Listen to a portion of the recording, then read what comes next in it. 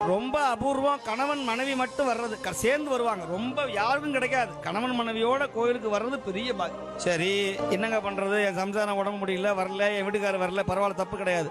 ஆனா கணவனோட மனைவியோட பிள்ளைங்க சேர்ந்து வராங்க பாருங்க, அது அதை விட பெரிய புண்ணியம். இதுல வித்தியாசமா இருக்கும், விதிவிலக்கா இருக்கும். அம்மாவும் வராது, அப்பாவும் வராது, பிள்ளைங்க மட்டும் கோயிலுக்கு வரும். இவங்க எல்லாம் போன ஜென்மத்துல புண்ணியம் பண்ணவங்க. அப்பா குடிகாரனா இருப்பான், இல்ல கடவுளே இல்லைன்பா, அம்மா கோயிலுக்கே வராது, டிவிலேயே உட்காந்துருக்கோம். ஆனா புள்ள சிவபூஜை பண்ணுவான் பாரு.